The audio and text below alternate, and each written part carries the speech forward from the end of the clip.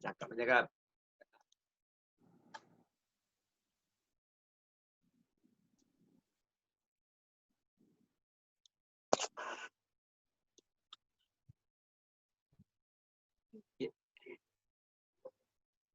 그래서 오늘은 저번 세션에서 좀 못다한 것을 이렇게 하고 그 다음에 청소년들의 그 도덕적 그리고 영적 그 성장에 따른 그 특성과 이제 부모의 그 할 일 그거 하기 전에 이번 주일에 조금 남은 거를 마저 하겠어요. 오늘은 그 정서지능이라 그래서 보통 지능 그러면은 그 지적 능력이잖아요.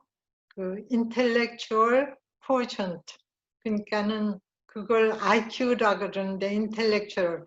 근데 정서 기능은 이 정서 지능이라는 거를 처음에 시작한 분이 그 예일 대학교 교수였어요. 그 사람이 연구를 했는데 연구 결과가 그 성공한 사람이 꼭 이렇게 지적 능력, 그 IQ가 높다고 성공하고 그런 것이 아니라 그러니까 성공이 꼭 세상적으로만 아니라 성공해서 그 모든 자기의 그 물질과 그 위치와 명예와 이런 것을 세상에 그렇게 서로 이렇게 나눠주고 이런 정말 이렇게 성공한 사람들 알아보니까는 그 정서지능이 그러니까 정서적으로 서로 인간관계가 좋은 사람들이 그렇게 성공한 그것이 많았어요. 그래서 이 사람이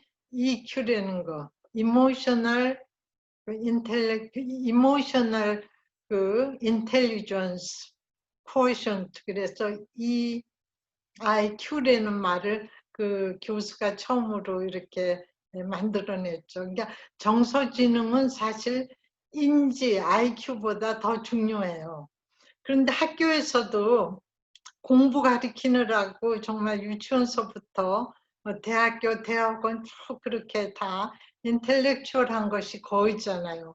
계속 공부를 시키는데 습득시키는데 그 정서지능은 그 성공, 이렇게 인생을 행복하고 보람있게 살기 위해서 더 필요한 배운 것을 내가 어떻게 써야 되고 어떻게 다른 사람하고 서로 협력해서 이렇게 크리에이티브하게 그 창의성을 갖다가 만들어내고 또 발전시키고 이렇게 또 프로덕션으로 해서 또 돈도 벌고 사회에 논아주고 이 모든 것이 인지지능도 중요하지만 더 중요한 것이 정서지능이라 그래요.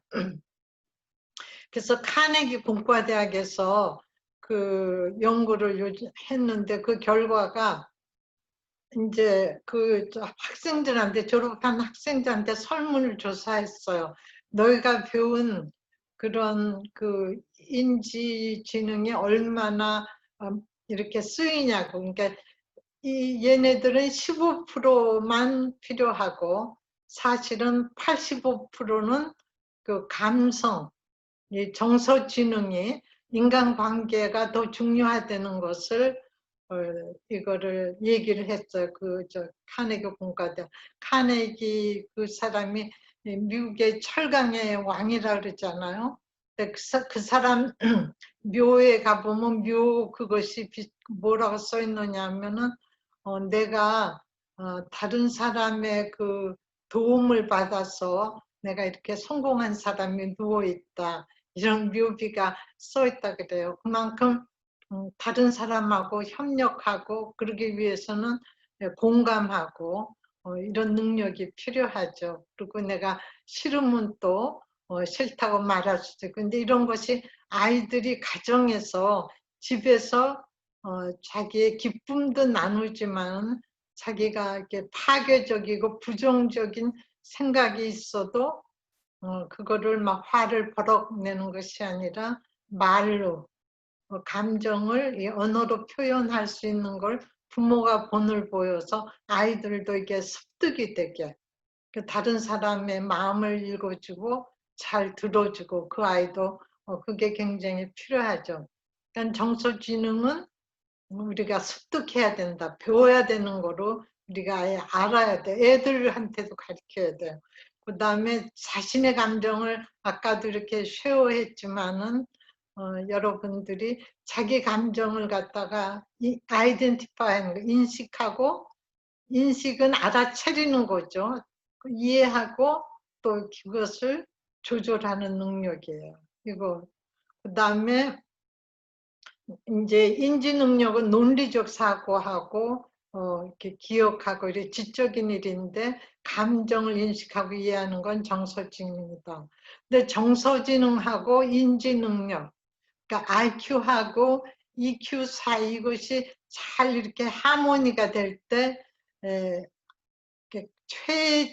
최고의 그 머리에 그 두뇌의 컨디션이 된다는 거예요. 그러니까 굉장히 뭐 속상한 거거나 이렇게 이모셔널리 정서적으로 안정이 안 되었을 때는 공부가 안 되잖아요. 그러니까 같이 간다는 거.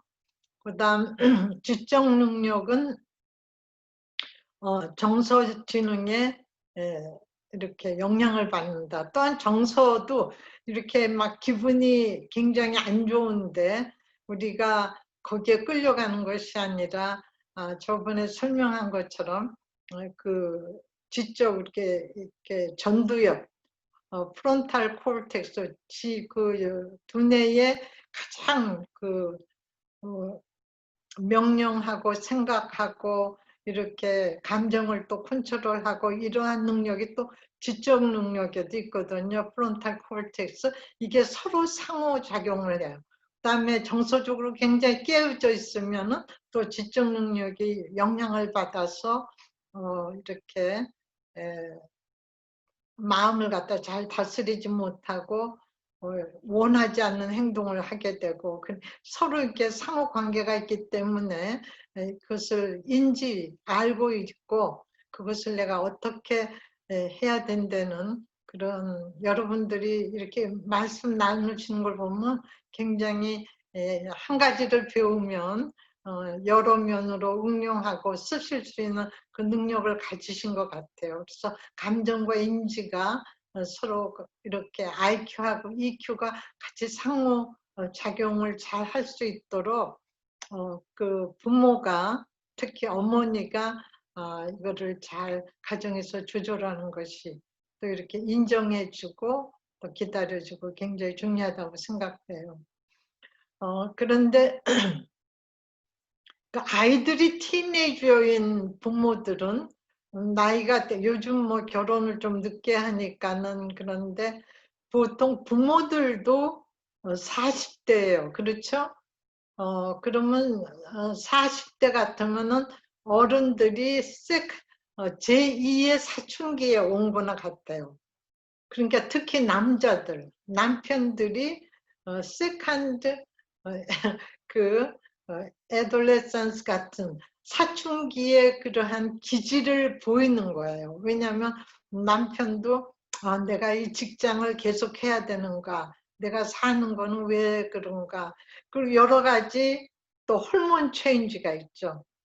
호르몬이 이렇게 좀 디클라인 되고 또 약간 힘이 없어지고 여러 가지 이렇게 육체적으로나 감정적으로나 여러 면 또 젊은 애들이 막 치고 올라올 때고 그러니까 이 남편들도 마음이 복잡한 거예요. 그러니까 스트레스가 있으니까 그 스트레스를 가장 안전한 데서 풀잖아요. 모르는 사람한테 화를 내지 않고 그러니까 무의식적으로 뭐 엄마나 자기 와이프가 이렇게 만만해서 그런 것이 아니라 가장 안전한 곳에서 쌓여있는 그런 그 subconscious 그런 아니면 무의식적으로 또 잠재적으로 쌓였던 스트레스가 이렇게 집에서 폭발할 수 있으니까 자녀들만 그런 게 아니라 티네이저만 그런 게 아니라 부모도 그런 나이라는 거.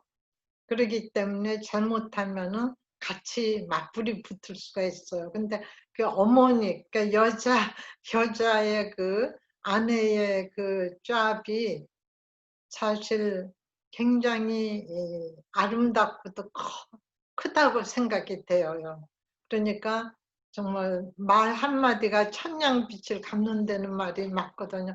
아이고, 당신 얼마나 수고하냐고, 힘들지요. 이렇게 알아주는 거. 자기가 어떻게 내가 대신 이렇게 고통을 이렇게 해결해 주는 그런 능력은 부부간이면 할 그거 힘들지만은 그냥 마음은 나눠 가질 수가 있고 알아주는 거.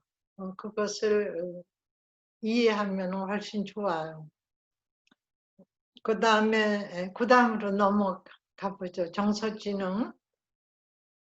그 감정의 탄력성. 그것도 굉장히 중요해요. 저기, 이모셔널 머슬. 이거는 제가 한 30년, 한 40년 전에 가르칠 때도 제가 얘기를 했었는데, 요즘 굉장히 이렇게 유행하더라, 이모셔널. 우리가 운동을 하려면 운동은 뭐 하루아침에 이렇게 한다고 이렇게 근육이 생기지 않잖아요.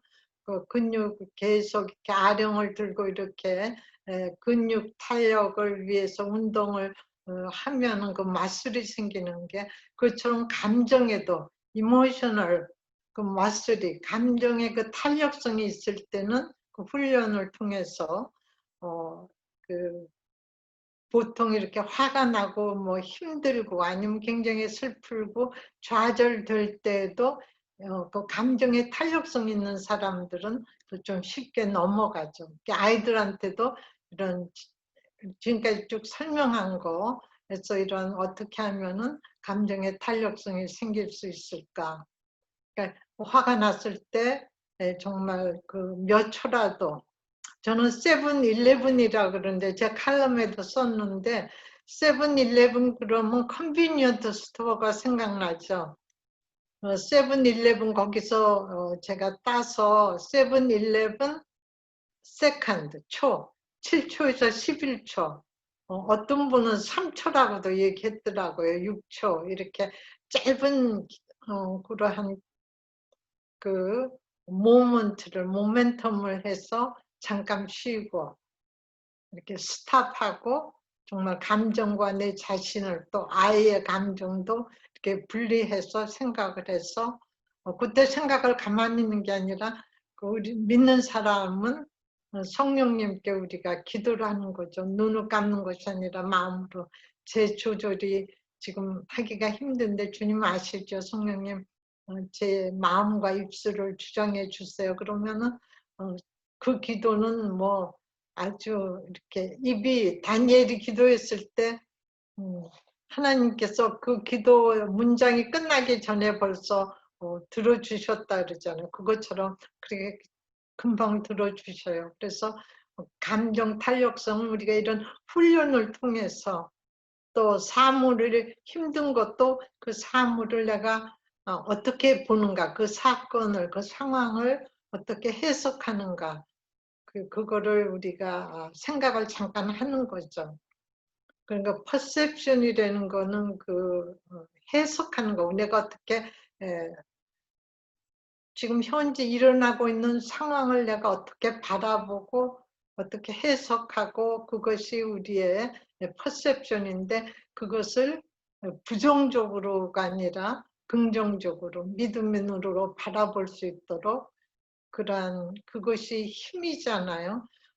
그러니까 어려운 일이 생길 때 그것을 불평을 할 소재로 쓸 것인지, 어떤 사람은 그 어려운 일이 생길 때 이것을 내가 앞으로의 그 좋은 재료로 쓸 것인지, 그것을 우리가 선택을 해야 돼요. 어려움이 있을 때 거기에 그냥 감정적으로 빠져서 낙심하고 속상해하고 그러는 것이 아니라, 이 어려움을 통해서 또 힘든 걸 통해서 하나님께서 나와 또 자녀들 가정을 훈련시키시고, 또 좋은 그런 믿음의 사람으로 하나님 바라보게 하면서 그렇게 훈련시키는 그런 과정이다. 그 터널이 이제 지날 것이다. 또한 이 모든 것이 지나갈 것인데, 주님 보시기에 승리자로 나가고 싶습니다. 하여튼 이렇게 퍼셉션을, 생각을 이렇게 조절하는 거예요. 정서 조절. 그런 거는 하루아침에 되는 것이 아니라 운동을 하는 것처럼 그렇게 마음을 다스리는 것이 필요합니다. 그 다음에 그릿이라는 거, GRIT, 그릿. 이것은 하여튼 몇십 년 동안 그 교육계의 그 유행어와 같았어요. 이 그릿이라는 말을 정말 유행어처럼 유명하게 이렇게 말한 분이 뭐라 그랬느냐 하면은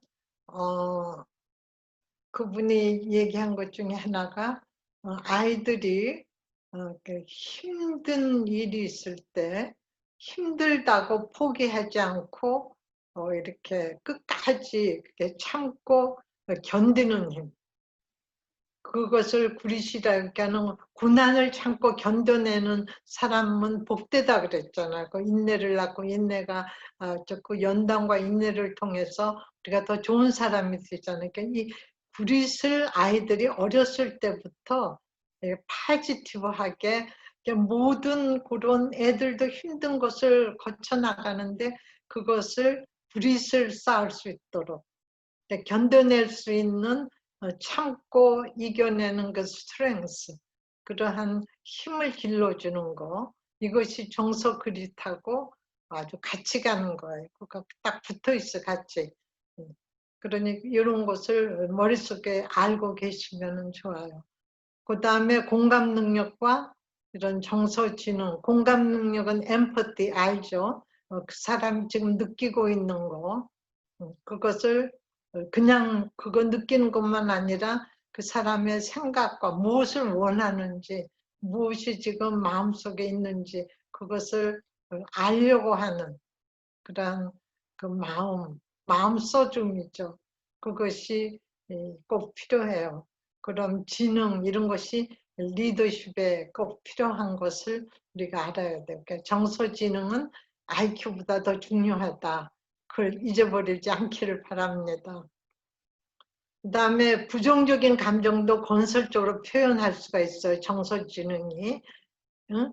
이모셔널 인텔리전트 코션트, EQ가 높은 아이들은, 사람은 부정적인 감정도, 그렇지, 어떤 사람은 힘든데도 그런 똑같은 말을 들어도 그냥 쿨하게 뭐 이렇게 그냥 담담하게 지나갈 수도 있고, 어떤 사람은 꽁하게 그 오버 리액티브, 감정적으로 과잉 반응을 보낼 수도 있죠. 또 화를 터뜨리지 않고 표현합니다. 아이들한테도 화를 무조건 참어 그렇게 얘기하지 말고, 그래 화났지, 그걸 아이덴티파이를 해주면서 감정을, 그 다음에 그건 인정하는데 먼저 인정을 해줘야 돼요. 그냥 엄마 같아도 화났겠다, 그걸 인정해주고 그 상황을 구체적으로, 그 다음에 이렇게 함다운 됐을 때 그것을 어떻게 말로 훨씬 이렇게 표현할 수 있는 그거를, 그 대안을, 그 얼터너티브를 아이들한테 가르쳐서 습득하게, 이것이 굉장히 중요하다는 거. 엄마는 그러죠. 아버지는 가정에서는 이게 다 받아들여지고, 그 야단을 맞았다가도, 야단을 쳤다가도 또 사랑하고 이렇게 안아주고 다 하지만은 사회는 밖은 그렇지가 않기 때문에, 그렇다고 화를 그냥 참고만 있으면 도어매트처럼 사람들이 이렇게 짓밟잖아요. 그런 사람으로. 그렇기 때문에 터뜨리지 않고 그걸 이렇게 말로 네가 표현할 수 있는 거, 그거는 훈련을 돼야 되겠다. 너를 위해서. 엄마가 기분 나쁘고 그게 문제가 아니라 너를 위해서, 이모셔널 머슬, 감정 근육을 튼튼하기 위해서 이것은 어렸을 때부터 쌓는 게 좋다. 이렇게 가르치는 게 좋습니다. 그 다음에 이해, 이모셔널 리더십, 이것은 무슨 뜻이냐면 앞에서 얘기한 그 말씀이 많이 이렇게 들어가요.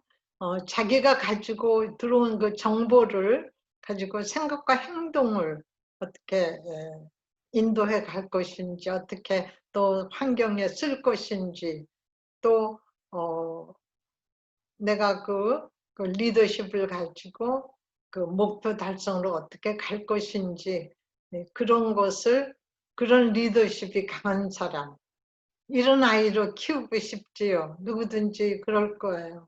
그러니까 그런 큰 꿈을 가지고, 근데 이게 꿈을 가지고 아이들 막 푸시하는 것이 아니라 기도하면서 이거 훈련시키는 게 좋아요. 이렇게 이모셔널 리더십, 이런 단어만 알고 있어도 이렇게 도움이 되죠. 왜냐면 세상에 빅데이터가 뭐 있어서 아주 정보는 무한히 많아요. 그러니까 특히 그 뇌학자, 교육학자들이 그러잖아요. 그 배운 거를 머리에 이고 다닐 필요가 없다는 거예요. 다 나와 있으니까. 근데 나와 있는 거를 어떻게 끌어쓰고 그거를 분석하고 이게 어떤 면은 좋고 어떤 거는 나쁘고 그거를 갖다가 애널라이즈도 할 수 있고 내용을 그런 것을 갖고 있어야 되니까 아이들 저번에 책을 많이 읽히라 그랬잖아요. 그렇죠? 그래서 모든 이런 정보를 이렇게 수집해서 근데 자기만 갖고 있으면 안 되잖아요. 지금은 4차 산업혁명 시대이기 때문에 혼자서 일하는 것이 아니라 같이 이렇게 머리에 들은 지식이나 또 크리에이티브, 그 창의성 같은 것을 같이 서로 나누고 이렇게 또 해서 일을 갖다 창출해내는데 그러기 위해서는 그 이모셔널 리더십, 이모셔널 그 인텔리전스, 그런 정서 지능이 높고 또 정서의 그런 리더십이 있어야 돼요. 그러니까 아이들을 이렇게 그런 목표로 키우시고 기도하시고 키우시면 돼요. 근데 우리가 리더십 같으면은 근데 이렇게 블라드 타입이 어떤지 혈액형이 무엇인지 모르겠지만 우리가 생각하기에 리더십은 활발하고 뭐 애들하고 잘 놀고 아이들을 막 이리저리 이렇게 휘두르고 그렇게 생각하기가 쉽지만 A형이라서 이렇게 내성적이고 잘 나타내지도 않고 그런 아이들이 사실 이렇게 남들이 까부고 놀 때 더 생각하고 뭐 이렇게 발전시켜서 그 좀 약간 소극적이고 약간 소심한 성격이 이렇게 보완될 때 이렇게 모든 게 배움과 이런 경험과 또 자신감과 이런 믿음으로 컴플리멘트로 이렇게 서로 이렇게 융합이 될 때 아이들이 큰 리더십을 발휘할 수가 있어요. 그 다음에 리더십의 또 가장 중요한 것 중에 하나가 진실해야 된다는 거. 사람들이 다 이런 거 해도 그 포장된 수도 셀프라 그래서 그 다른 사람에게 자기가 가장 좋은 것만 내보내려고 그러고 항상 포장하고 솔직하지 못할 때는 사람들은 그거 알아채잖아요. 말은 안 해도. 그 우리의 생각이 머리로 가둬둘 수 없다 그랬잖아요. 마음에. 이렇게 에너지로 이렇게 다 알게 된다고요. 그렇기 때문에 항상 아이들이 정직하고 진실하고 그러면서 이런 이모셔널 그런 리더십 같은 걸 갖고 있고 그러면 좋죠. 지능지수가 아주 그런 게 필요 없다는 건 아닌데 그것이 가장 크게 맥시마이즈 할 수 있는 거는 EQ, 이모셔널 그런 리더십, 이모셔널 머슬 그런 근육이 발달해야 된다. 그런 말씀했어요. 그러니까 오늘은 10대의 또 도덕적, 오늘은 도덕적, 영적 발달 그걸 커버하고 싶은데 시간이 어떻게 되는지 모르겠어요. 근데 10대 도덕적 발달소는 특징, 그러니까 moral development. 그러니 어렸을 때는 뭐 착한 일을 하면 이렇게 엄마가 좋아하고 아빠가 뭐 이렇게 칭찬해주고 상을 주고 이렇게 그런 것을 위해서 착한 일을 하는데 10대가 되면은 이제 좀 커졌기 때문에 그 착한 일 하는 동기가 그 일을 자기가 좋아하니까 아무리 좋은 일을 지가 좋아하지 않으면 안 하게 돼. 좋아하고 또 그것이 자기를 만족시키기 때문에 그렇게 하게 돼요. 그다음 남을 기쁘게 하고 싶어진다. 이건 굉장히 좋은 뜻으로 기쁘게. 그다음 착한 사람, 나쁜 사람, 그럼 딱지가 그런 레이블이 붙는 거를 이렇게 고려하는 거죠. 좋은 아이다, 좋은 아들이다, 딸이다. 얘는 좋은 친구야, 좋은 사람이야. 이런 그런 평을 받고 싶어하죠. 그 다음에 정의, 소셜 저스티스를 10대가 굉장히 많이 이렇게 사회가 그런 단어가 많이 있으니까 그 소셜 저스티스는 사회 질서의 원칙이다. 그 다음에 사랑의 개념이 그리고 사랑을 그렇게 명사, 사랑이다 이렇게 앱스트랙한 거 형이상학적으로 그런 개념으로 생각하지 않고 사랑을 행동으로 보는 거예요. 그러니까 훨씬 프랙티컬하죠. 그냥 사랑을 그저 느낀다 그래 감정적으로만 아니라 사랑이 있으면 이렇게 행동으로 나타내는 거. 그러니까 가정에서 이것을 가장 많이 느끼게 되잖아요. 그런데 소셜 저스티스가 요즘은 또 뭐 블랙 라이브스 매터 그런 그것 때문에 또 흑인이 이렇게 경찰이 이렇게 목을 눌러서 그런 죽은 그런 인시던트, 액시던트 사고가 있었는데 그러면 안 되죠. 그렇지만 하여튼 그것 때문에 지금까지 억눌렸던 그 이모션, 그 리프레스도 지금까지 억압된 흑인들의 그 감정이 튀어나와서 그런 블랙 라이브스 매터 그런 그 데몬스트레이션 그럼 80%는 다 피스풀한데 20%는 그걸 이용해서 그렇게 파괴적으로 나가죠. 그러니까 아이들한테 그런 소셜 저스티스는 사회 질서의 원칙이 되는 것을 가르칠 필요가 있어요.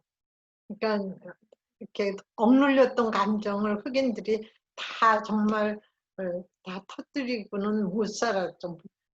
누구든지 그렇죠. 억눌린 감정을 다 터뜨릴 수는 없지만은 그래도 사회 질서를 우리가 지키는 거. 그 가운데 내 말을 갖다가 내 생각을 어떻게 표현하고 관철시키니까 피스풀하게 그건 참 중요하다는 거. 그런 거를 얘기하는 게 좋겠어요. 그 다음에 9번으로 10대 도덕적 발달에서 또 오는 특징을 그 다음 목사님 넘어가 주세요.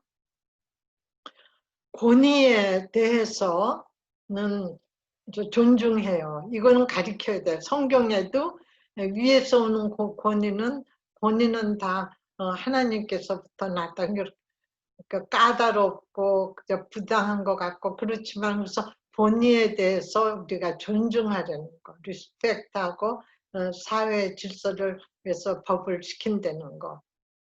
이런 거를 사실 학교에서 요즘 커리큘럼은 어떤지 모르겠어요. 우리가 학교 다닐 때는 한국에서는 이런 거는 그 도덕 시간이 있어서 가르쳤는데 개선 목사님은 미국이 도덕 교육을 안 시켜서 좀 이렇다 이런 말씀도 많이 하시는데 또 맞는 말씀 같아요. 근데 가정에서 이런 거를 가르쳐야 돼요.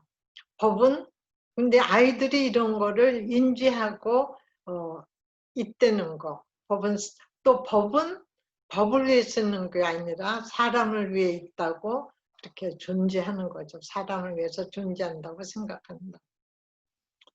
또 일반적인 윤리는 이론으로는 알지만 경험으로는 아직 그렇게 많이 살지 않았기 때문에 그런 에티컬한 거, 윤리적인 거 아직 체감으로 부족하게 느낀다.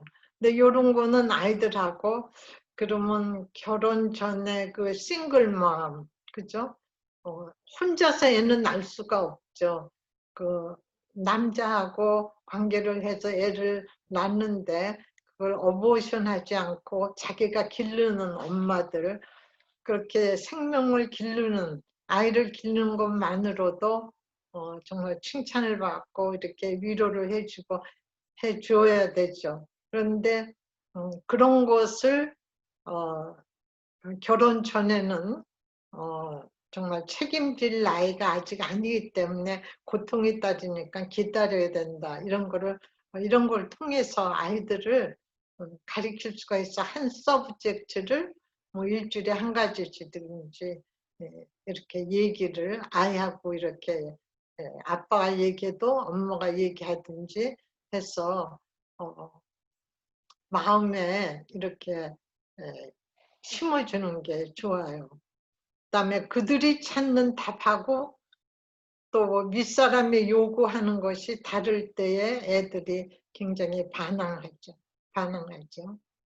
또 아까 옷을 딸이 예쁜 딸이 옷을 자꾸 사달라 그러는 그죠. 걔는 이제 이렇게 보면은 친구들이 입은 것은 더 이뻐 보이고 나도 입고 싶고 뭐 아니면 뭐 잡지나 TV나 이런 걸 보면은 그런 게 자꾸 나오니까 그럴 때 그거 감정을 먼저 인정을 해주면서 어 저기 이제 아이하고 그걸 길게 말씀할 것이 아니라 짧은 한 단어라도 좋으니까는 애가 이제 클릭할 수 있게 그냥 살짝 던져주는 게 좋아요. 걔는 감정적으로 그걸 갖고 싶은데 누가 자기가 요구하는 것을 그걸 너무 길게 설교식으로 얘기하는 것보다 그걸 이해를 한다.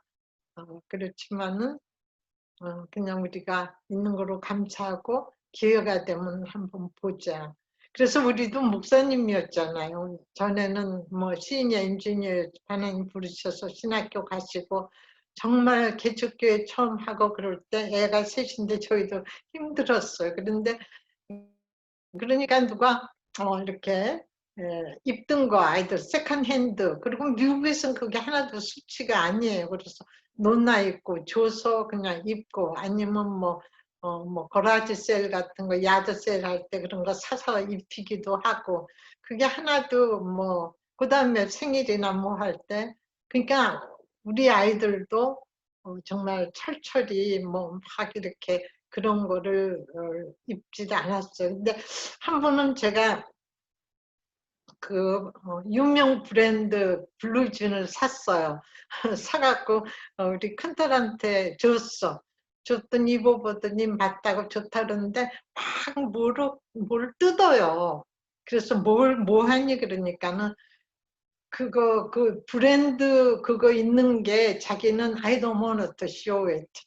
그러니까 남들은 그거를 보이려고 했는데 얘는 다 뜯더라고. 근데 그 우리 아들도 그러니까 너무 어렸을 때 그러니까 그런 브랜드 네임을 입어야 나는 좀 괜찮다 이런 것이 아니라 그것에 그 차원을 조금 넘어가더라고 싶던데. 그러니까 애의 그거를 맞춰주면서도 그 밸류를 짧지만 그 다음에 우리가 또 하고 싶은 걸 다 할 때는 또 다른 사람을 도와주기가 힘들다.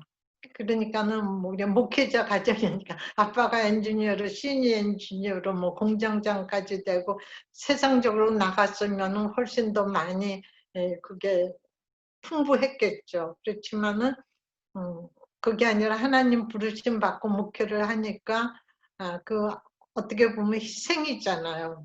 하나님 부르시기에 우리가 부끄럽기만 하지만 그러니까 너희들도 같은 배를 타서 세상적으로 하고 싶은 거 그런 거를 다 못해주는 거 그런 걸 이해시키고 그렇지만 항상 감사하다. 너희들이 잘 따라와 줘서 항상 자식들한테 부모가 감사한 것을 얘기해 주면 좋을 것 같아요.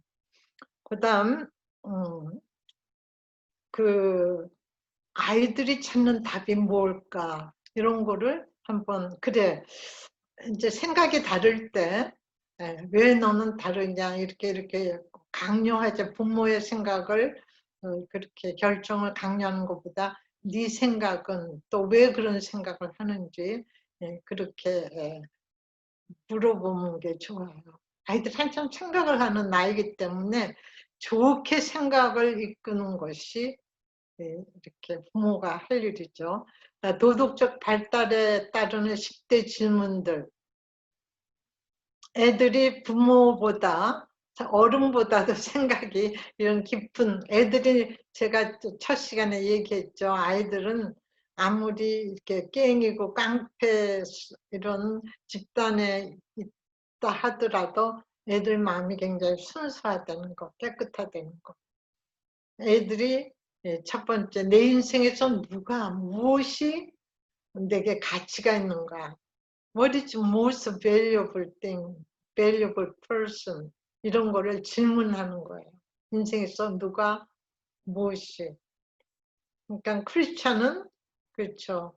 하나님의 내 삶의 기둥이고 나의 앵커고 나의 파운데이션이고 이제 이렇게 나가죠. 누가 무엇이 내게 또 그뿐만 아니라 그럴 때에 이제 나는 무엇에 가치를 두는가. 그 뭐 애들 뭐 인테그리티 애들한테 물어보면 돼. 넌 뭐가 그렇게 중요하게 생각하니?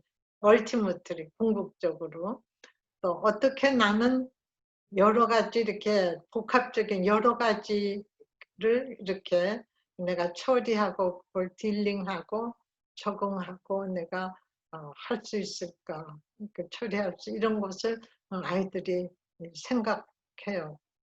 그러니까 아이들 마음이 많이 복잡하니까 이렇게 자기가 해결할 수 생각보다 자기 능력이 부족하다고 생각할 때는 스트레스가 일어나잖아요. 근데 그게 이제 쌓이면은 어떨 때 그런데 이제 부모가 너무 이거 안 하니 너는 공부를 더 해야지 할 때 아이들이 이렇게 반항을 그냥 이유가 없어서가 아니라 자기도 모르는 근데 이런 모든 것들이 이렇게 쌓여서 subconsciously 그런 그렇게 나오는 것이라고 이렇게 이해를 해야 되겠어요. 또 내가 방황하고 어려움을 겪을 때 내 곁에서 내가 이렇게 이건 옳다 이건 그르다 그렇게 어드바이스 해주고 도와주고 행동을 도와주고 그런 사람이 누굴까 하고 이제 생각을 하는 거예요. 저는 그럴 때 답이 가정에서 우리 부모님이다. 그러면 좋죠.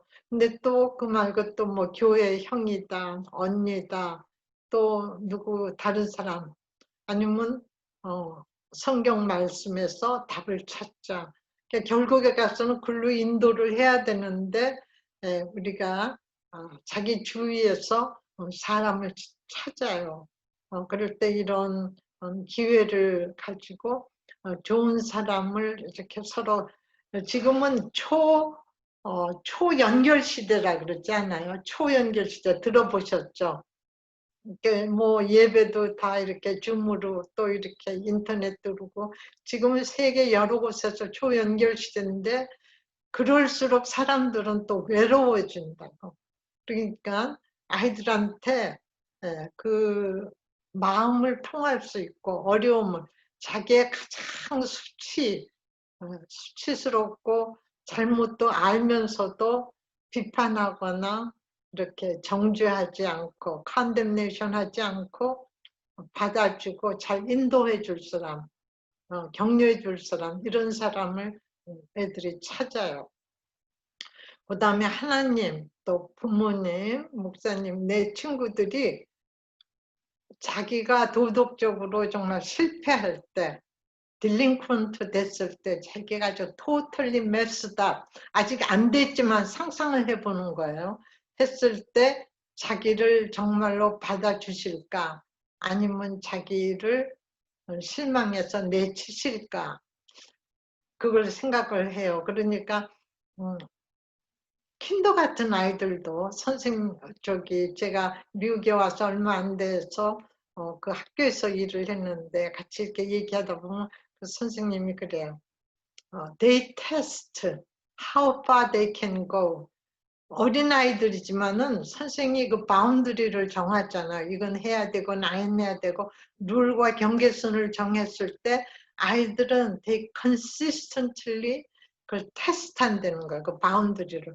그 정해놓은 그 경계선을 얼마큼 내가 넘어갈 수 있을까 하고 테스트를 하는데 아이들도 내가 이렇게 잘못했을 때 진짜 나를 받아줄까? 그러니까 어떤 아이들은 그 반항으로 진짜 엄마 아빠가 날 사랑하나 보자 그래서 막 이렇게 일부러 반항을 보이기도 하고 아주 잘못도 저질러 보기도 하고 그런다 그래요. 근데 티네이저 때 그렇게 한 아이들이 어른이 되었을 때 훨씬 더 사실은 잘 이겨냈을 때 안정감을 더 찾는다 그래요. 근데 너무 아무 문제가 없이 다 모범생으로 사실 이런 스트러글이 속에 있는데 그걸 나타내지 못하고 그저 이렇게 산 아이들이 그 30대 후반, 40대, 50대 가서 사고 치거나 아니면은 그 문제를 일으키는 경우도 참 많아요. 그러니까는 부모의 그 그늘에 있을 때, 부모의 날개 아래 있을 때에 사실 어려운 일이 발생했으면은 그래도 부모님 밑에 우리 있을 때 이렇게 일이 일어나서 그래도 감사하다. 안 일어났으면 좋았겠지만 근데 거기서부터 here and now 거기에서부터 우리가 어떻게 하는 것이 이걸 딛고 더 우리가 발전할 수 있고 정말 이 어려움이 이게 불평과 뭐 수치와 그런 좌절감의 재료를 쓸 것인지 이런 거를 딛고 이 성공의 learn my lesson 그 레슨을 통해서 네가 뼈저린 그런 배움으로 네가 어떻게 성공했을 것인지는 그 너의 it's your choice.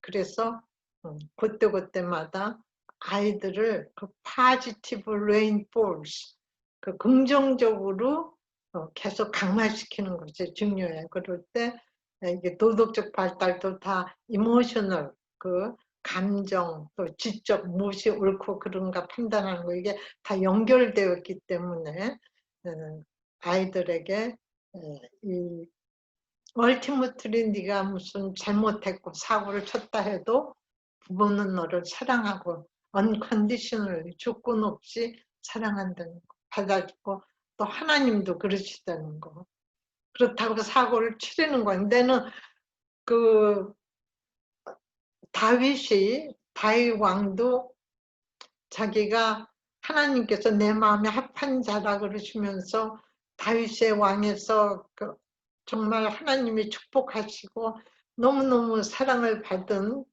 그런 왕이고 유대인들 중에서도 얼마나 이렇게 이렇게 세계적으로 유대인뿐만 아니라 다윗을 좋아서 데이빗이라는 말이 이름이 많잖아요. 그런데 다윗이 그 잘못했을 때 그 바운드리를 경계선을 넘고 그 죄를 바세바를 간음하고 그 남편을 그렇게 죽이는 전쟁에 나가서 아주 격전지에서 죽게 만드는 그러한 그 큰 죄를 지었을 때 회개를 했을 때 하나님은 용서를 해주셨어요. 용서를 완전히 해주셨지만 자기가 죄를 지은 그 대가에 대한 고통은 it follows 따른다고요. 그렇기 때문에 그 아이들한테 하나님의 용서와 네가 잘못했을 때 거기서 오는 그 고통을 받는 거 그것도 하나님의 사랑의 한 거죠. 하나님의 그 홀리네스, 하나님의 justice, 하나님의 love 이런 것이 도덕 발달과 그 영적으로 같이 맞물리게 이렇게 교육을 시켜야 돼요. 그 다음에 5번째로 나는 어떤 타입의 도덕적 인간의 사람이 되고 있는가, 되어야 하는가, 이제 이런 아이들이 아이들이 생각을 하죠. 이런 생각을 하게끔 아무리 바쁘더라도 그 스탑 앤 포즈 잠깐 멈추고 이렇게 생각할 수 있는 이런 것을 같이 대화를 이끌면 좋아요.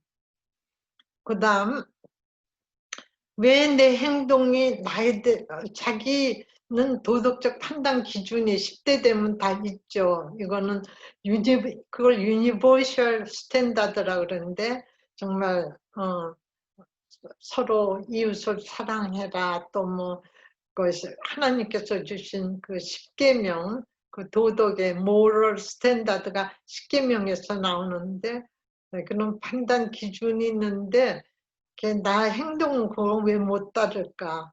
그 아이들이 그 자책을 하고 그런 생각을 해요. 그것은 아이들이 그 리전, 그 이유를 이렇게 캐묻는 그런 능력이 있어요, 자기. 그렇지만 감정하고 아는 것 사이에 이게 마찰이 어떨 때 아는 것이 감정에 이끌릴 때 네가 그럴 때 우리가 원치 않는 유혹에 빠질 수도 있고 알지만은 본연이 거기에 잠시 이렇게 빠질 수도 있고 한번 빠지면은 거기 이제 힘든 데가 빠져나올 수는 있고 또 의지가 필요하고 그런 거를 아이들이 고민하기 시작하죠. 또 나는 왜 자주 잘못된 결정을 내릴까? 한 번이 아니라 뇌 과학자들이 얘기하기를 사람이 같은 생각을 여러 번 해도 이 브레인에 두뇌에 길이 생긴다 그래요. 그래서 자꾸 좋은 생각을 하려는 거. 저는 무슨 이렇게 그거를 말씀을 드리고 싶으냐 하면은 하나님 말씀으로 얼라이먼트 이렇게 채우려는 거죠. 줄 서게 하나님 말씀으로. 그러니까 아이들도 내 생각을 내 마음을 말씀으로 채우면은 그것이 그 기준대가 돼서 이렇게 결정을 갖다가 잘못하는 데서부터 막을 수 있고 그다음에 주님 영접하면 우리 마음속에 그 성령께서 오시는데 성령의 그 계속해서 주시는 그런 세미한 음성을 우리가 내 에고가 내 자아가 이제 찬송가는 그러죠. 내 못된 자아가 이렇게 더 앞서 나가니까는 우리가 잘못 결정에 따라가기가 쉽죠. 또 내 또래들의 건정. 근데 10대는 이런 거를 뭐 어른들도 그러는데 잘못했다가 다시 돌아오기도 하고 그래요. 근데 잘못 결정을 계속 그렇게 너무 자책하지 않게 내가 옳은 결정을 내가 초이스를 잘 할 수 있는 능력이 있다는 거. 그러니까 아이들을 자꾸 야단을 맞으면은 애들이 나는 원래 이런 사람이 나는 할 수 없어 스스로 포기하게 되잖아요. 근데 그렇게 하지 않게 잘못 결정을 내렸다가도 거기에서 다음에는 똑같은 결정을 내리죠. 잘못 결정 내리지 않는 그런 힘을 받도록 그게 응? 그리스의 그런 엔듀어런스 같은 거 끝까지 견뎌내고 다시 잘못된 데서 바닥을 치고 다시 올라오는 바운스 백하는 그런 능력을 아이들한테 길러주는 게 중요해요. 근데 이 애들이 자기 생각이 너무 낮은 자화상을 갖고 있거나 자책에 빠져 있으면 부모가 힘들어요. 그걸 다시 올리기가. 그러니까는 부모님이 그걸 잘 보셔야 돼요. 그렇지만 아이들을 두려워해서 무서워해갖고 애들을 이렇게 디시플린을 잘 이렇게 훈련이나 가르침을 중시하시면 안 되죠. 거기에 밸런스를 자기가 감정을 공감을 해주면서 인정해주면서 그 아이의 그 숨은 동기를 우리가 인지하고 알아주면서 좋은 얼터너티브를 제시하고 애들을 이렇게 훈계하면서 애 인격은 이렇게 공격하지 않고 하여튼 부모가 이렇게 내가 해야 될 걸 한번 노트에 쓰셔서 기도를 자꾸 하시면 이렇게 또 힘이 생겨요. 성령님께서 연장을 그 무기를 주신 것 같아요. 컴퓨터도 하나의 툴이고 우리가 부엌에서 뭐 야채를 써는 것도 손으로 다 하지 않고 칼로 썬다든지 땅을 팔 때도 이렇게 호미로 이런 사보판 이런 연장을 갖고 있는 거나 같아요. 우리가 이렇게 배우는 게. 그다음에 아이들이 또 질문들을 뭐냐 내 또래들이 건전치 못한 행동으로 자기를 유혹할 때 나는 어떻게 방어를 할 수 있나. 그러니까 대학교 가기 전에 고등학교 때도 이런 것을 아이들이 이렇게 고민을 하는 거죠. 그다음에 성서적인 도덕관 또 내 생각과 또 이런 행동에 어떤 기준을 제시하고 있나. 지금까지 설명한 데 거의 또 들어갔다고 생각합니다. 그러니까 성서적인 도덕관. 그러니까 아이들을 잠언서를 많이 읽으라 그러잖아요. 어떤 분이 그 잠언을 정말 많이 읽고 그거에 대해서 책을 썼는데 그 사람 비즈니스맨이에요. 그래서 성공을 했어요.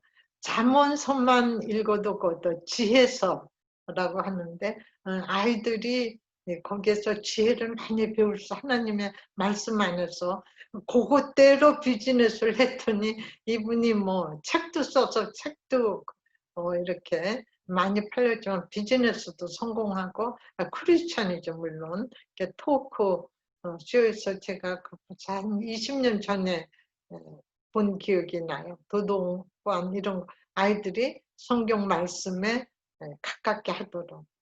그 다음에 하나님의 사랑과 십계명. 십계명 그러면 이건 하지 마라 해라 그래서 꼭 법, 법 조항 같아서 딱딱한 것 같은데 사랑의 하나님이 안 느껴질 수가 있어요. 근데 사실 1계명에서 5계명까지는 그 하나님 사랑이고 4계명까지 5계명에서부터 10계명까지는 사람하고의 관계예요. 그래서 거기에 보면은 네 부모를 공경하라. 그 다음에 살인하지 말라. 도둑질 하지 마라. 뭐 탐심하지 말라. 또 내 이웃을 거짓 증거 쳐서 거짓 증거하지 말라. 이게 다 도덕에 관한 그런 근데 그걸 하나하나를 다 읽으면서 우리가 그 초점을 두고 우리가 메디테이트 하면은 아주 깊은 뜻이 있어요. 거기는 다 보면 뭐냐면 이웃사랑이에요. 그 아래 5에서 부모 사랑 그 다음에는 이웃을 사랑하게 되면은 그죠 도적질하거나 뭐 이렇게 죽이거나 또 뭐 이렇게 욕심을 내거나 이웃을 쳐서 이렇게 거짓 증거하거나 그러니까 뒤에서 남의 험담하는 거 그런 아이들을 그래서 그건 굉장히 나쁜 거라고 어렸을 때 얘기했기 때문에 제 기억으로 우리 아이들이 저희들 앞에서 자기들끼리도 다른 사람의 나쁜 것을 비판적으로 얘기를 안 해요. 근데 제가 생각하니까 제 어렸을 때 우리 부모님들이 저의 앞에서 이렇게 판단하거나 다른 사람의 흉을 본 기억이 거의 없어요. 그게 참 감사하죠. 근데 한국 사람들이 뒤에서 얘기하는 그런 게 좀 많잖아요. 근데 성경에도 보면 가십 같은 거 뒤에서 이렇게 얘기하는 거 하나님이 기뻐하지 않거든요. 그러니까 이 아이들이 어렸을 때 그 생활의 원칙, 그다음에 친했을 때 서로 비밀이 있잖아. 친하기 때문에 뭐 다 비밀을 터놨는데 그 친한 게 프렌드십이 깨졌을지라도 그 비밀을 성경에서는 지키라 그랬어요. 그죠? 근데 그 생활에서도 네가 친했을 때 서로 믿고 얘기한 것이 혹시 그 우정이 어떻게 깨질 수도 있지 안 깨지는 게 좋지만은 그랬을 때 그런 것을 그렇게 뭐 화가 나니까 막 얘기를 한다든지 남에게 그런 걸 안 한다는 거죠. 그러니까 다 인테그리티죠. 그죠? 그 사람의 중심이 이렇게 저 사람 참 믿을만하다. 이런 것이 아이들의 그 후대야. 응? 그들이 누구라는 것이 잘 결정이 그 포메이션이 인간이 되면은 그 사회 어디에다 던져놔도 펜이 하나도 없이 그냥 맨몸으로 던져놔도 얘는 헤쳐나가고 살 수가 있어요. 그 자체가 그 리소스니까 하나님 그 믿음을 가지고. 그래서 우리가 도덕적 발달에 따른 이러한 10대 질문들 이거를 부모님이 먼저 남편하고 읽어보시고 기도하시고 기회되면 하나씩 이렇게 또 얘기를 한꺼번에 두 서브젝을 이렇게 얘기하지 마세요. 그 정신과 의사가 얘기를 하는데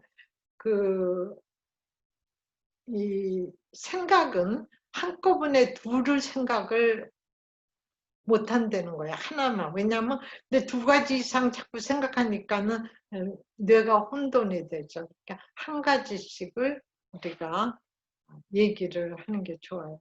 그럼 부모나 멘토가 할 일 무엇일까 한번 우리가 살펴보죠. 근데 자녀들, 그러니까 부모가 이렇게 막 이렇게 설교하듯이 이기는 거 아니라 아이들과 이렇게 대화 가운데 도덕적 판단 기준을 서로 이렇게 쉐어해요. 부모님도 얘기를 하고 또 아이들의 생각도 이렇게 받아들이고 하나님 말씀이 어떻게 생각하시나 우리가 거기서 또 답도 찾고 그러니까 제 경험으로는 아이들이 잘 지키는 거, 옷도 마찬가지예요. 제가 골라준 거는 별로 잘 안 입어요. 그런데 자기가 고른 거는 잘 입거든요. 그러니까 이런 도덕적 판단 기준, 뭐 룰도 거기에 자기의 의견이 들어가서 내가 이걸 하겠다 하고 한 것은 지키거든요. 그러니까 우리가 현명하려면 그래서 또 아이들이 EQ, 이모셔널 리더십도 기르고 내 의견이 반영됐던 거. 내가 참 소중하다. 부모님이 내 생각을 소중하게 생각해 준다. 그러니까 스스로 판단 기준. 근데 네 마음대로 해라. 네가 정한 대로 해라가 아니라 가이드를 해주면서 아이들의 그것이 잘 거기에 뭐라 할까 그 새벽 이슬에 촉촉이 쳤듯이 하나님의 그 기준과 부모님이 좋게 생각하시는 것이 아이들의 마음에 스며들어지게 그리고 아이들이 그거를 얘기할 수 있게 좀 아이덴티파이는 확인은 부모가 해주시면서 세우는 게 좋죠. 또 바른 생각, 판단, 말씨, 엠퍼티 이건 잊어버리지 마세요. 그 공감하는 거, 또 마음 챙겨주기 뭐 이런 또 우리 행동에 있어서 자녀에게 아이에게 좋은 모럴 그런 도덕적 그런 도덕 수준이 높은 아이로 기르려면은 부모가 본이 되어야 돼요. 봄이 되어 주셔야 돼요. 그다음 현재 주위에서 일어나고 있는 10대와 관련한 여러 사건들이 있잖아요. 그건 클립했다가 같이 자녀와 대화하는 게 좋아요. 얼마 전에는 또 미시핑가 그 아이가 불건전한 그러한 그 뭐 이렇게 사탄 숭배하는 그러한 집단에 들어가서 좋지 않은 일을 하고 또 어디서는 또 이렇게 총기 사건, 살인 사건이 일어났고 하여튼 그런 것이 있는데 애들이 이런 일이 일어나지 않을 것은 알아요. 알지만은 we never know. 불안을 가지려는 것이 아니라 현재 일어나고 있는 것을 랜덤리 맨날 애들한테 프레셔 주는 게 아니라 가끔 가다가 담담하게 근데 어떻게 생각해 보자. 왜 어떤 마음이 있었을까? 왜 그랬을까? 이렇게 해서 그런데 어떻게 그런 유혹에 빠지지 않을 수가 있는가? 보통 왕따 당하고 이렇게 감정적으로 좀 아이솔레이션 이렇게 느낀 아이들이 그런 불건전한 데서 이렇게 유혹이 올 때, 왜냐하면 공감해주고, 응? 그 그룹에 소속된 소속감도 주고 사랑을 받는다고 생각하니까 빠지기가 쉽고, 어디에 반항을 많이 하고 있을 때 그 리액 어게인스트 거기에 반대항해서 그렇게 갈 수가 있는 거죠. 그 다음에 가훈을 만들어라. 이거 저기 엔젤라 덕월스라고 아까 제가 구리트 그런 그거의 단어를 아주 세계적으로 유행어처럼 만든, 구릿은 아까 뭐라 그랬어요. 그 어려울 때 주저앉지 않고 끝까지 인내를 가지고 스프링보드 같이 다시 일어나서 시작하는 거. 그것이 얼마나 중요하다는 거를 연구 자료를 뭐 많이 연구해서 책을 쓴 사람이야. 구릿이, 성공에는 구릿이 필요하다. 끝까지 인내하면서 좌절하지 않고 올라오는 건데, 그 사람이 제창한 거예요. 가훈. 가훈은 가정에서 이 집 우리 집안에서 이것은 너무너무 중요해. 그걸 만들려는 거예요. 근데 그 엔젤라 다크워스 구릿을 그 책을 쓴 이분은 무슨 과언을 만들었냐면, 자기 집에는 네가 뭐를 시작하다가 중간에 안 할 수는 있다. 포기할 수가 있지. It's okay. 뭐 하다가 안 할 수가 있는데, 단지 하다가 내가 힘드니까는 안 해. 우리 집안에는 그거는 절대로 안 된다. 됐죠? No.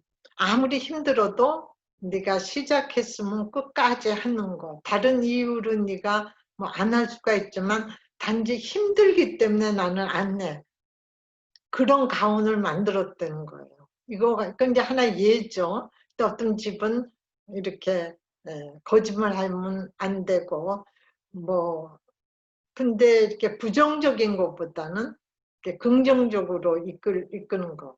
그러니까 힘들어도 끝까지 하는 그 구릿을 키우기 위해서, 엔듀런스를 갖추기 위해서 그분은 그런 가문을 만들었다 그래요. 왜 미국은 모르겠어요. 한국은 교실마다 가면 그 학교에 중요하게 생각하는 표 같은 거 붙이고 또 그 반에, 그죠?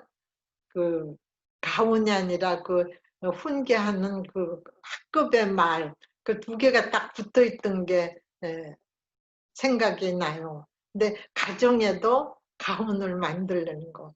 그 생각을 한번 해보세요. 그 다음에 멘토가 할 일 다섯 번째로 한번 넘어가. 마음을 같이 하며 10대와 시간을 보내야 돼요. 우리가 퀄리티 타임도 중요하지만 우리가 퀀티티 타임, 시간을 같이 보내는 거. 근데 여러분들이 이 시간을 같이 할 수 있다는 거는 아주 좋은 그거예요. 좋은 본보기가 되는 거죠. 10대 자녀를 이해하고 잘 키우기 위해서 준비하는 시간을 내주는 거죠. 그것처럼 마음을 같이 해서 집중할 때 그 아이에게 초점을 둬라. 아까 어느 분이 하셨는데 자녀의 말을 들을 때 그냥 건성으로 듣는 것이 아니라 뭐 구리 신화 뭐 동화책이든지 그런 걸 얘기를 했을 때 귀담아서 공감해주고 이렇게 들어주는 거. 그것처럼 아이들한테 집중해서 시간을 같이 내주는 거. 이거 굉장히 중요해요. 그래서 어떤 어머니인데 그 사람은 상담가예요. 그 사람이 자기 얘기하는 걸 들었는데, 직장에 나가면 자기 아들 생각하고 아들이 어떻게 하고 있지?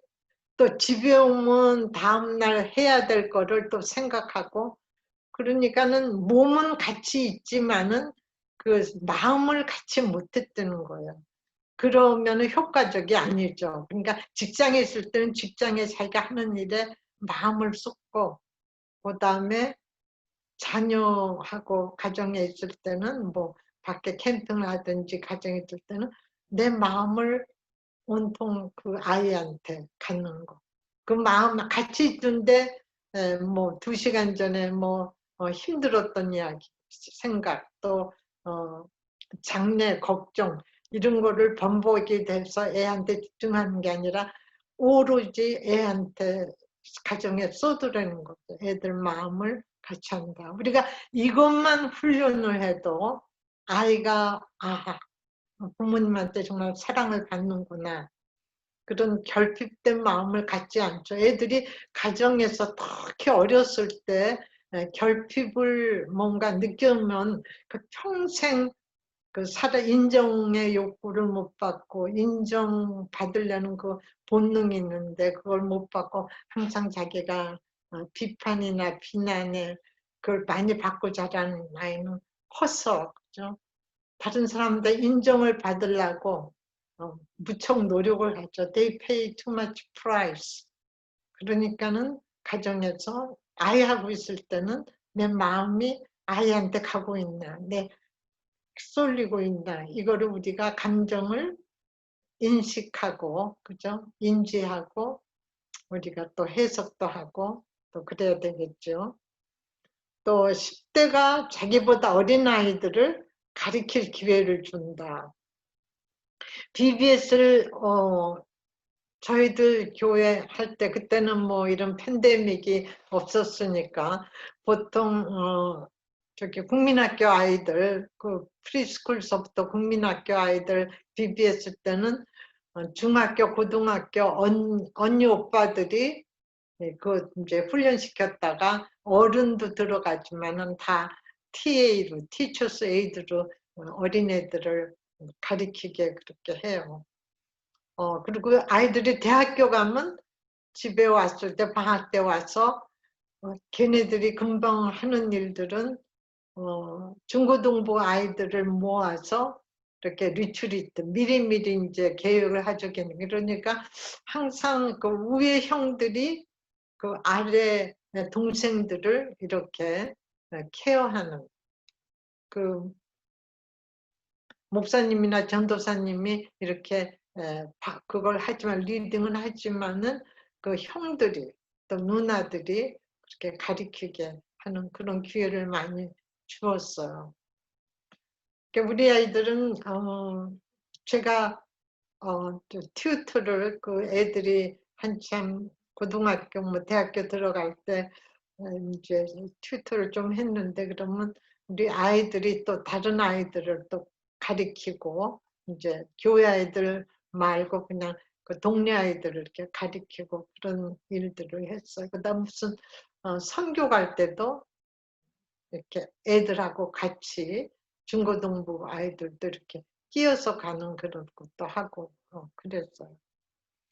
가리키는 게 가장 좋은 배움이라 그러잖아요. 가르칠 때. 그러니까 여러분들이 이걸 배우면은 남편하고 쉐어하고 또 다른 자매들이나 형제들하고 쉐어하고 가르치시면은 그게 훨씬 더 자기 것이 될 수가 있어요.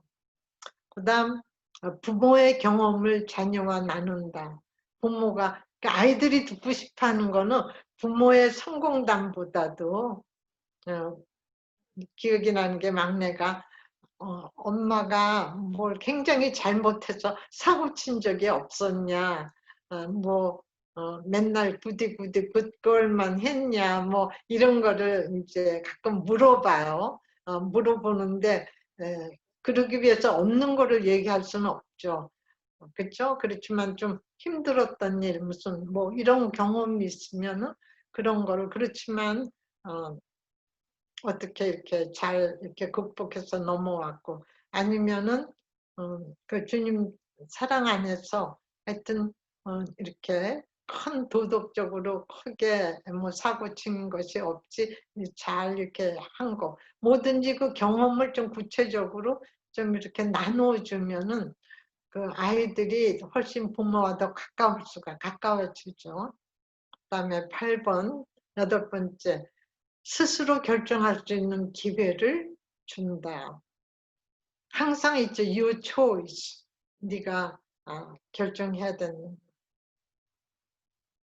우리 인생은 한순간순간 하루하루 결정을 하잖아요. 그 결정이 모인 것이 우리의 삶이 되는데 거기에서 내가 어떤 결정을 했는가가 내 운명을 그 길로 가게 만든다.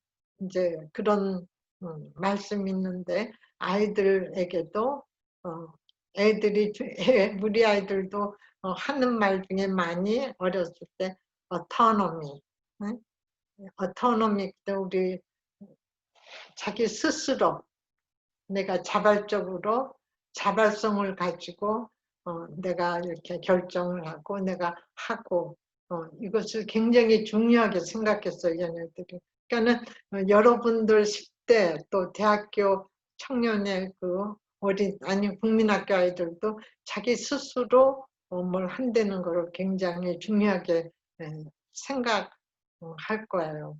제가 미국 가서 얼마 안 돼서 알렌 로간 프리스쿨이라고 뉴욕에 조그만 그 프라이빗 그런 그 데이케어인데 아주 그 교육 프로그램이 좋았어요.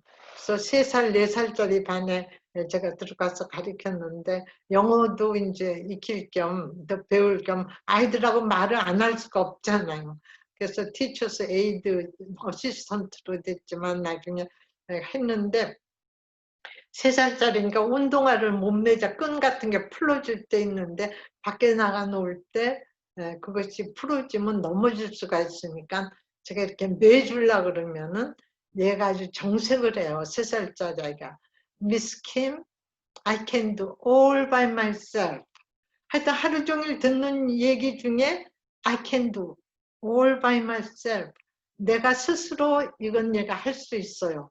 그러니까 제가 한국에 살 때는 조그만 애가 내 스스로 이걸 할 수 있어요. 이런 말을 별로 그때 이제 우리 아이들이 큰애 작은 아이가 3살, 1살 요럴 때예요. 그러니까는 제가 저도 그 자녀 키우는 게 아주 초년병이죠. 근데 미국 학교에 가니까 이 꼬마들이 미스 킴 거기서 미세스도 그냥 미스 선생님이나 같대. 미스 킴 I can do all by myself. 그래. 그래서 제가 거기에서 머리를 맞은 것 같이 배웠어요. 미국이 이게 다르구나. 스스로 하는 거를 키웠구나. 그래서 킨더가튼 처음에 들어가서 노래 가르치는 것도 보면 뭐 원, 투, 버클 마이 슈즈, 뭐 쓰리, 포, 낫겠다 도 이렇게 이제 노래가 있는데 자기 신발끈을 풀고 뭐 매고 이런 것도 스스로 할 수 있게 스스로. 그러니까는 애들이 큰 아이니까는 항상 얘네들이 그 어토노미 스스로 결정할 수 있고 그 결정에 대한 거는 내 책임이 따르고 내가 화를 냈으면 내가 뭐 선택을 했으면은 뭐 감정적인 선택이나 다른 상황적인 선택이나 무슨 선택에 대한 거는 네 책임이 따른 거.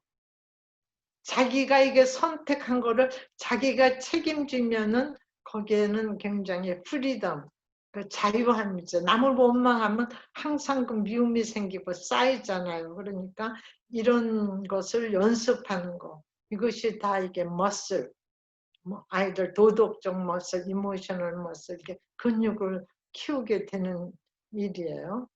그 다음에 9번째로 넘어가겠습니다. 스스로 결정할 수 있는 거, 멘토야 일. 그럼 10대의 믿음 발달에서는 특성, 한번 특성을 알아봐요. 근데 목사님 지금 오늘 믿음 발달은 다음 세션에서 할까요? 시간이 조금 있나요? 예, 사모님 지금 12시가 지났거든요. 그래서 우리 오늘 렉처는 요만큼 하고 그다음에 네. 우리 자매님들 이야기를 좀 듣고 이렇게 하면 좋을 것 같아요. 네. 너무 좋은데 너무 많은 인포메이션은 우리가 소화를 네. 하는데 약간 시간이 좀 필요하다. 제가 그런 생각들을 좀 이제 하게 되고 사모님 감사합니다. 일단 박수. 네. 근데 믿음 발달 이거를 미리 자매님들이 갖고 한번 읽고 다음에 세션에 오면 좋을 것 같아요. 알겠습니다. 제가 우리 사모님 오늘